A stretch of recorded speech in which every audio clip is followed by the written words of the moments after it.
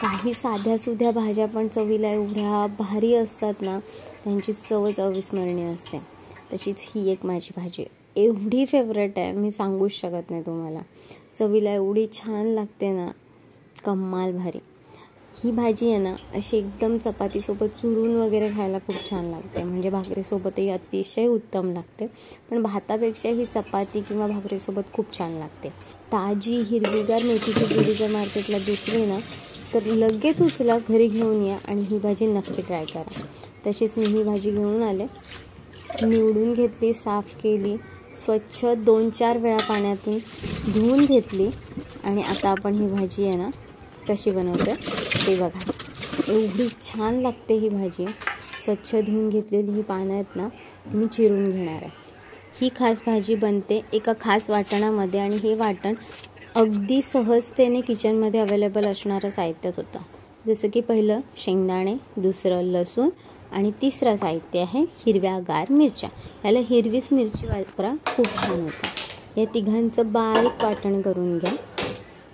एकाच वेळेला मी फिकी आणि तिखट 2 भाज्या करणार आहे. वाटण करताना सुद्धा एक फक्त शेंगदाणा आणि लसूण वापरून वाटण केलं, विदाऊट हिरवी मिरची आणि तिखट केलं. कढीपत्ता खूप छान लागतो, नक्की टाका. जिरं आणि आपलं वाटण. हीच भाजी लहान मुलांसाठी बनवायची म्हणून फक्त शेंगदाणे आणि लसणाचं वाटण टाकायचं आहे आणि तिखट बनवण्यासाठी हिरवी मिरची. आपलं हे तिखट वाटण आहे. हळद टाकली आहे आणि आता ह्यामध्ये वाटण जाणार आहे. हे वाटण छान तेलामध्ये परतून घ्यायचं. एवढा छान वास येतो ना हे वाटण परतताना, खूपच मस्त. वाटण बऱ्यापैकी चांगलं परतून झालं की त्याला तेल सुटायला लागतं. हे बघा, जसं की त्याला सुटलं होतं. यामध्ये लगेच आपल्याला बारीक चिरलेली ही मेथीची पानं टाकायची आहे आणि छान परतून घ्यायचं आहे.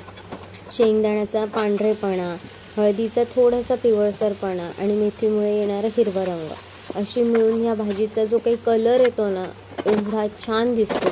जेवढी दिसायला सुंदर आहे ही भाजी, तेवढी चवीला सुद्धा लिटरली भन्नाट लागते. तुम्ही नक्की ट्राय करा, तुम्हाला नक्की आवडणार आहे ही भाजी.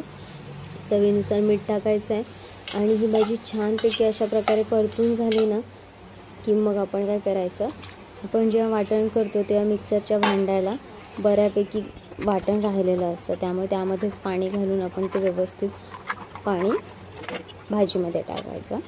आणि ह्याचा थिकनेस आपल्या सोयीप्रमाणे, कारण शेंगदाण्याचं वाटण असल्यामुळे त्याला घट्टपणा थोडासा येतोच, पण तरीसुद्धा अतिशय घट्ट किंवा अतिशय पातळ दोन्ही नसावी ही भाजी. भाजीमध्ये सोयीनुसार पाणी टाकून झाल्यानंतर त्याला छान खळखळीत उकळी येऊ द्यायची आणि झाली आपली भाजी तयार. एवढा झटपट होते ही भाजी आणि करायला अतिशय सोपी आहे. साधे सिंपल साहित्य लागतात, इझिली घरामध्ये अवेलेबल असतात. हिरव्या मेथीची एवढी सोपी आणि एवढी चविष्ट भाजी तुम्ही जर आत्तापर्यंत केलेली नसेल ही भाजी अशा पद्धतीने, तर खरंच करून बघा. मला 100% गॅरंटी आहे की तुम्हाला ही भाजी एवढी आवडेल की मेथी आणल्यानंतर तुम्ही जर रस्सा भाजी करायची असेल तर ह्याच पद्धतीने बनवाल. खूप कमाल भारी लागते. भाजीमध्ये चपाती चुरून तर आहा, वाव.